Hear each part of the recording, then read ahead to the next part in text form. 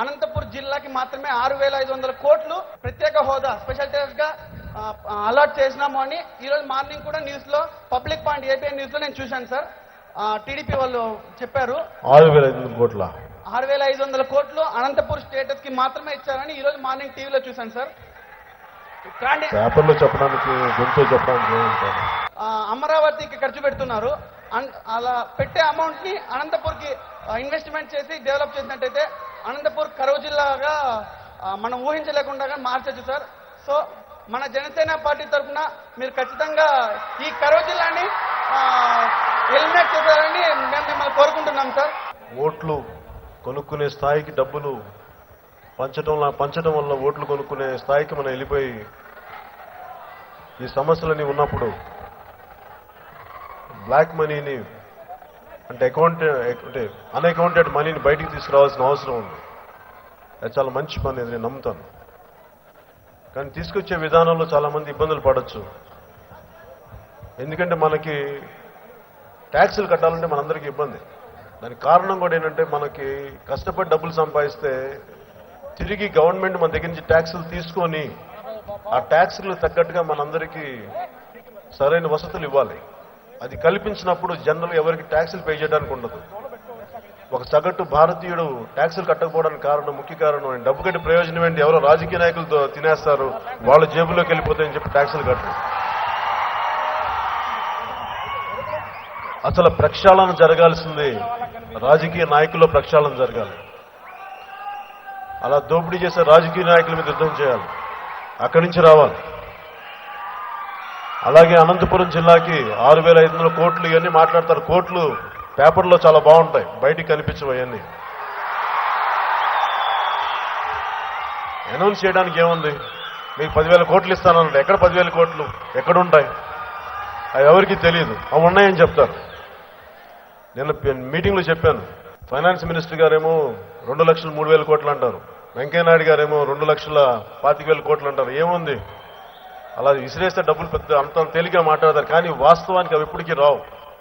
కనీసం మీ పిల్లలకు వస్తే చాలా అదృష్టం మనకి. అట్లా అయిపోయింది. అంటే దానికి కారణం కూడా ఏంటంటే మన రాజ్యాంగంలో అన్ని రాసి పెట్టున్నాయి, అన్ని న్యాయం జరగాలని చేసేవాళ్లే కదా, ఇంప్లిమెంట్ చేసేవాళ్లే లేరు. అది సమస్య. అన్ని రాసున్నాయి, చట్టాలు అన్నీ ఉన్నాయి. నేను జనసేన పాలసీలు మేము అనుకున్నప్పుడు బిగినింగ్ లో ఈ దేశంలో చట్టం బలవంతులకి చాలా బలహీనంగాను, బలహీనులకి చాలా బలంగాను పనిచేసే చట్టం. ఎవరైతే ఉన్నత పదవుల్లో కూర్చున్నారో, ఎవరైతే దోపిడీలు చేస్తారో వాళ్ళకి చట్టం పనిచేయదు. ఎవరైతే బలహీనంగా ఉంటారో, ఎవరైతే నోరెత్తలేరో, ఎవరైతే కనీసం కళ్ళెత్తి ప్రశ్నించలేరో వాళ్ళకి మటుకు చట్టం చాలా బలంగా పనిచేస్తుంది.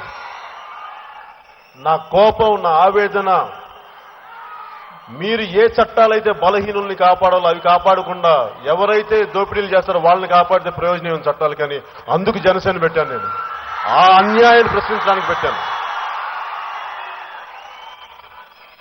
ఎన్ని సంవత్సరాలు ఒక ఆడపిల్ల మాన సంరక్షణల కోసం నిర్భయ చట్టం ఎన్ని సంవత్సరాలు కావాలి?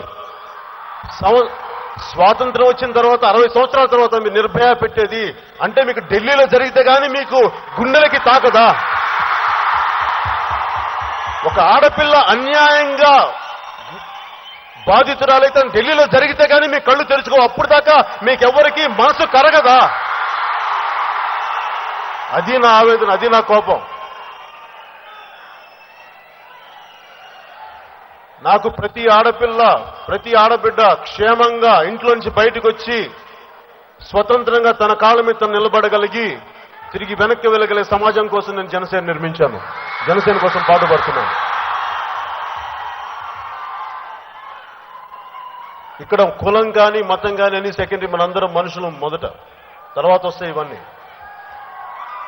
ముఖ్యంగా ఆడబిడ్డలందరికీ, ఆడపడుచులందరికీ, నా అక్క చెల్లెలందరికీ, ప్రతి ఒక్కరికి నాకు మీరు ధైర్యంగా వెళ్ళాలి బయటికి. మిమ్మల్ని ఒక్కళ్ళే తలెత్తి కూడా చూడగలదు. మిమ్మల్ని మీరు ఎంత ధైర్యంగా వెళ్ళాలంటే అర్ధరాత్రి పూట కూడా మీరు వెళ్ళగలగాలి. అలాంటి సమాజం కావాలి. మిమ్మల్ని ఒక్కళ్ళు ఏడిపిస్తే 10 మంది తన్నాలి అలాంటి వాళ్ళని. అలాంటి సమాజం కోసం పాటుపడుతున్నాను. ధైర్యంగా మీ అమ్మా నాన్న బయటికి వెళ్తే ఇంట్లో మీరు ధైర్యంగా ఉండాలి. నా బిడ్డ బయటికి వెళ్తే క్షేమంగా తిరిగి వస్తాను అనుకోవాలి. అంతేగాని బిక్కుమంటూ బతకూడదు. మీరు ధైర్యంగా ఉండండి, ఎదురు తిరగండి. ఎవరన్నా ఏదంటే చెప్పు తీసుకొట్టండి వాళ్ళని. నేను ఈ దేశం బాగుపడాలంటే ఆడబిడ్డలు క్షేమంగా ఉండాలి. మీరు ధైర్యంగా ఉంటేనే మీరే సమాజాన్ని మార్చగలరు. మీరు ధైర్యంగా ఉంటే స్పెషల్ స్టేటస్ రాకపోతే మెడల్ వంచి తీసుకునే సత్తా మీ దగ్గర నుంచే ఉంది. అబ్బాయిలకి ధైర్యం లేకపోతే మీరు ధైర్యం ఇవ్వాలి. మీరు కొట్టండి, పోరాడండి అని చెప్పి వాళ్ళ చేత చెప్పించుకుంటారా, మీరు పోరాడతారా? చాలా మంది రైతులు కూడా కరువు వల్ల ఆత్మహత్యలు చేసుకున్నారు. చాలా నిర్దలు కూడా వలస వెళ్తున్నారు. సార్, దీని మీద మీ అభిప్రాయం ఏంటి? అదే విధంగా ఈ జిల్లాలో ఏదైనా గ్రామాన్ని మీరు దత్తత తీసుకునే అభిప్రాయం మీకుందా?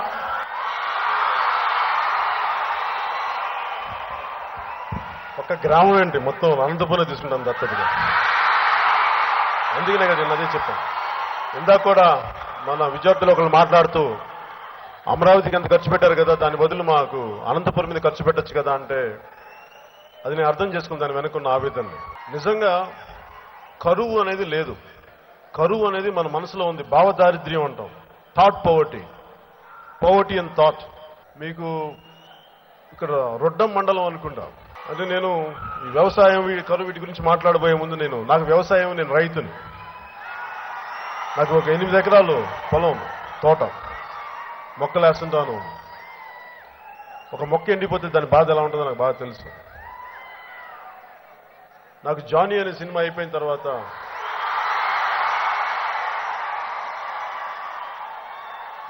నాకేం చేయాలో నాకు అర్థం కాల. నాకు యాక్టర్గా ఉన్నప్పుడు నాకు ఆనందం కలగల.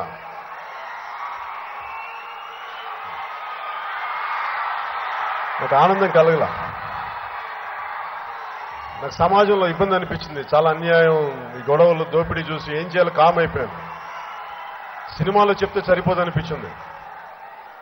నాకు అంత జ్ఞానం లేదు, అంత ధైర్యం లేదు. అందుకని ఏం చేయాలో తెలియక నా పొలంలోకి వెళ్ళిపోయి రకరకాల పుస్తకాలు చదివేవాడిని. అంటే ఇదంతా ఎందుకు చెప్తున్నానంటే మీరు అడిగిన ప్రశ్నకు సంబంధించి రిలేటెడ్గా ఉంటుంది. ముస్నోబా ఫుకోకా అని చెప్పి ఒక జపనీస్ శాస్త్రవేత్త గడ్డి పరకతో విప్లవం అనే ఒక పుస్తకం రాశారు. గడ్డి పరకతోటి అంటే మనకి అత్యంత తక్కువ నీళ్లతోటి సేంద్రీయ వ్యవసాయం ఎలా చేయాలి. అనంతపూర్ నేను తీసుకుంటానని, దత్తత తీసుకుంటానని నాకు ఒక గ్రామంతో సరిపోదు. నాకు చాలా అత్యాశ. ఒక గ్రామంతో నేను నా దాహం తీరే వ్యక్తిని కాదు. కొంతమందికి భూదాహం ఉంటుంది, ఎన్ని వేల ఎకరాలను వాళ్ళకి సరిపోదు. నాకు ఇంకో దాహం ఉంది, ప్రజా సమస్యల్ని పరిష్కరించాలని ఒక దాహం ఉంది. అది నాకు ఒక గ్రామంతో సరిపోదు. మొత్తం అనంతపూర్, మొత్తం రాయలసీమ, మొత్తం సీమాంధ్ర, ఆంధ్రప్రదేశ్ సమస్యలన్నీ నాకు పరిష్కారం చేయాలి. ఆ దాహం అయితే నాకు, దానికోసం నేను పాటుపడడానికి ఎప్పుడు సిద్ధంగా ఉంటాను. అదే నన్ను తీసుకొచ్చిన రాజకీయాల్లోకి. అలాగే వీళ్ళు చెప్తున్న ప్యాకేజీలు కానీ వాస్తవ రూపం దాల్చే వరకు దయచేసి నమ్మకండి. మనకు నేను ప్రశ్న అడుగుతున్నానంటే ప్రశ్నిస్తామని వచ్చామంటే అందరు నన్ను అడుగుతారు. ప్రశ్నిస్తా అన్నావు కదంటే నేను ఒక్కనేనా? మీ అందరూ ప్రశ్నించకూడదు, నేను ఒక్కనే ప్రశ్నించాలా? మీరందరూ ఏం చేస్తారు? ఖాళీకి చేతులు కట్టు కూర్చుంటారా? నేను ఒక్కనే కూర్చోవాలా రోడ్డు మీద? మీరు రారా? రండి మీరు కూడా. ఏలా ఒక తప్పు జరుగుతున్నప్పుడు దానిని మనం ప్రశ్నించకపోతే అది ఒక అలవాటు అయిపోద్ది. మనం ఖాళీగా చేతులు ముట్టు కూర్చోవలసి వస్తుంది. ఒక ఆడపిల్లని 10 మంది ఏడిపిస్తున్నప్పుడు మొదటిసారే వాళ్ళని చెప్పు తీసుకొట్టకపోతే అది వేరే స్థాయికి వెళ్ళిపోతుంది. అందుకే నేను అవిని నమ్ముతాను. అందుకనే ఆదిలోనే మొగ్గలోనే తుంచేయాలి ఏ సమస్య అయినా సరే. అలాగే ఈ రోజు నేను పదే స్పెషల్ స్టేటస్ గురించి మాట్లాడుతున్నానంటే మీరు డబ్బులు ఇస్తే ఇవ్వండి, ఇవ్వలేకపోతే ఇవ్వలేమని చెప్పండి. అంతేగాని మనకేదో తెలివితేటలేనట్టుగా, మనం ఏదో చేతగాని వాళ్ళలాగా, మనం వాజమ్మల్లాగా, దద్దమ్మల్లాగా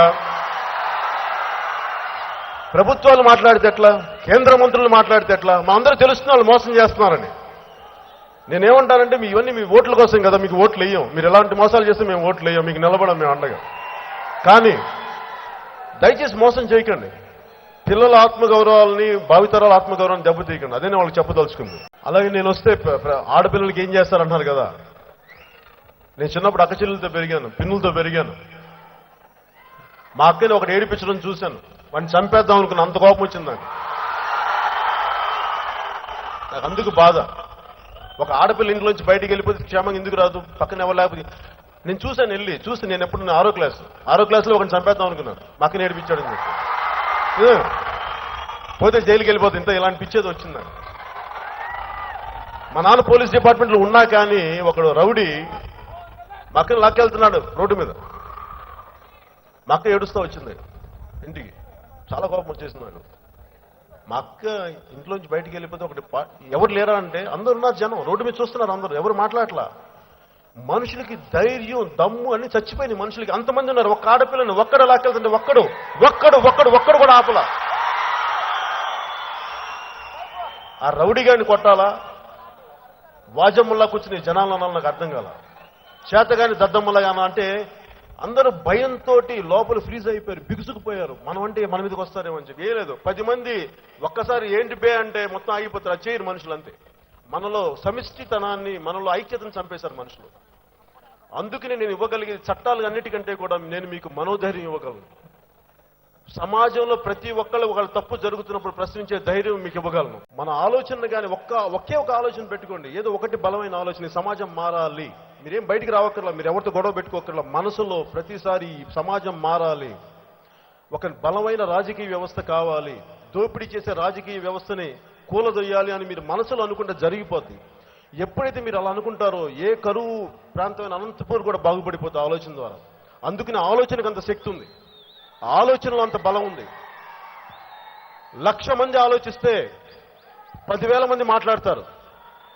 10,000 మంది మాట్లాడితే 100 మంది కార్యరంగంలో దిగుతారు. కానీ 10 మంది మటుకు సాధిస్తారు. ఆ 10 మందిలో మీరు అందరూ అవ్వాలి, ఆ 1,00,000 మందిలో మీరు అందరూ అవ్వాలని నేను కోరుకున్నాను. మీరు ఏదైతే అనుకుంటారో అది జరిగి తీరుతుంది. అది మంచి అవ్వచ్చు, చెడు అవ్వచ్చు. అది మీ వెపన్, ఇది మీ ఆయుధం. మీ మనస్సు, మీ మైండ్ మీ ఆయుధం. దీనిని మీరు ఎలా వాడుకుంటారో అది మీ చేతుల్లో ఉంది. ఇది దేశానికి, దేశ సమగ్రతకి, దేశ సౌభాగ్యానికి మీరు వాడుకుంటే దేశం ముందుకెళ్తుంది. లేదు నేను అమ్మాయిలు ఏడిపిస్తాను, లేదంటే నేను దోపిడీ చేస్తాను, దానికే ఉపయోగపడదు. అది మీ చాయిస్. అది నేను నిర్ణయించుకుంది. అందరూ మారాలని నేను కోరుకోను. నేను మారుతానా లేదని నేను నా మీద పెట్టుకున్నాను. మీరందరూ ఎవరు మారాలని నేను ఎప్పుడు కోరుకోను. నేనేం చేయగలను? నా ఒక్కడి వల్ల ఏం సాధ్యం, నా ఒక్కడి వల్ల ఏం సాధ్యపడుతుంది, నా ఒక్కడి వల్ల ఎంత దూరం తీసుకెళ్తాను. అందుకే నేను వచ్చాను. అందుకనే జనసేన పార్టీ పెట్టినప్పుడు నేను ఎవరిని అడగల, ఒక్కరి సహాయం అడగల. నేనేం చేయగలను నా రాష్ట్రానికి, నేనేం చేయగలను నా దేశానికి, నేను ఎంత త్యాగం చేయగలను, నేను ఎంత దెబ్బ తీసుకోగలను. అందుకే నేను ఎవరిని పెట్టుకోగలను. నేను ఒక్కనే, కొద్దిమంది నన్ను నమ్మిన కొద్దిమందిని తప్ప. ఒక్కొక్కరు నన్ను నమ్మి వచ్చినప్పుడు, ఎందుకంటే నేనే నడవనప్పుడు, నేనే రిస్కులు తీసుకున్నప్పుడు మిగతా వాళ్ళని రిస్కులు పెట్టే నైతిక విలువ నాకు కావాలని చెప్పి దానికోసం నేను అందరితో ప్రయాణించాను. ముందు నేను రిస్కులు తీసుకున్నాను. అలాగే మీరు కూడా అందరూ ఏం చేయట్లేదు అనుకుంటే కూడా మీరేం చేయగలరో ఆలోచించండి. యాజ్ అన్ ఇండివిజువల్, మీలో ఒక్కళ్ళిగా. నేను చిన్నప్పుడు ఒకటి విన్నా, the power of one is the power of many, the power of many is the power of one. ఒక్కడి బలం అందరిది అవుద్ది, అందరి బలం ఒక్కడిది అవుద్ది. అందుకని ఆ ఒక్కళ్ళు మీలో నుంచే పుట్టాలి, మీ నుంచే సాధ్యపడుతుంది. అదే మన అనంతపూర్కి, మన దేశానికి, మన రాష్ట్రానికి, ఈ విశ్వానికి కూడా మంచి చేకూర్చుని మనస్ఫూర్తిగా తెలియజేసుకుంటూ, మీకు ఉజ్వలమైన భవిష్యత్తు ఉండాలని మనస్ఫూర్తిగా కోరుకుంటూ